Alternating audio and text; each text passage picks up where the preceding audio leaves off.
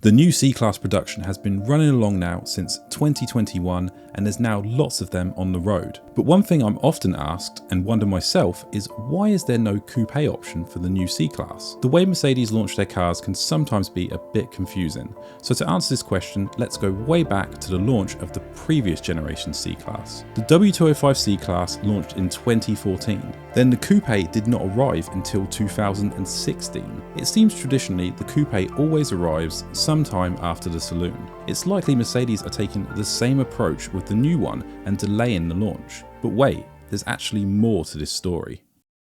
Recently, spy shots were taken of Mercedes testing what looks like it could be the new C-Class Coupe. However, this is not the case. This is actually believed to be an entirely new model called the CLA Coupe. The CLA Coupe seems to be a combination of the C-Class and E-Class Coupe combined into one car. The CLA is set to replace both the C-Class and E-Class Coupes. It's also worth noting here that the CLA will also be available as a convertible. Now, I think the reason behind this is to avoid Mercedes investing a huge amount of money into the development of two models, because sadly the coupe market has been declining.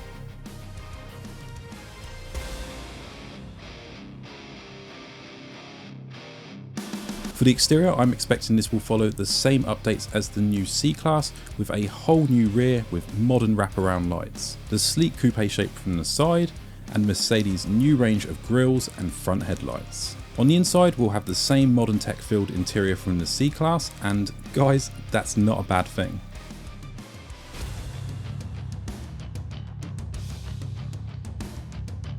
I'm expecting the powertrains to be the same as the C-Class, with a lineup of small engines to choose from. There will also be some top-end AMG models. Expect a CLA43 and a CLA63. But now, this is where things get interesting. I might be dreaming here, but there may be a small chance that AMG surprises us and brings the V8 back to the CLA63.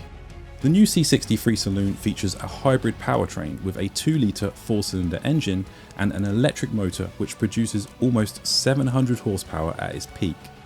Now, these numbers are impressive for sure, but it's left many disappointed due to the lack of the big V8 engine we've all come to love.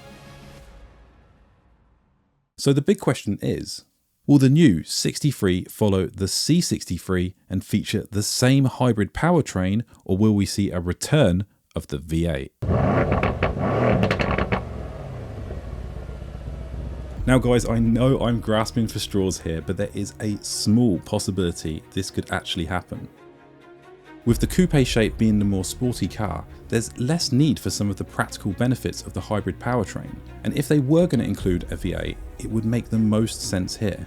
The V8 has not completely gone after all. You can order a brand new SL with the V8, and there's even talks of the new E63 having an inline-6 engine. So honestly, right now guys, anything is possible with AMG engines. Now, it's likely it will just have the same setup as the C63, but we could all pray and dream for a V8 or perhaps even an inline-6. E is further up the chain than C after all. So there we have it guys, that's everything we currently know about the new Mercedes coupes. Stay tuned to the channel to find out more on these cars as more info is released, and eventually I'm going to drive them myself when they all arrive. So guys, thank you so much for watching, I'll see you next time.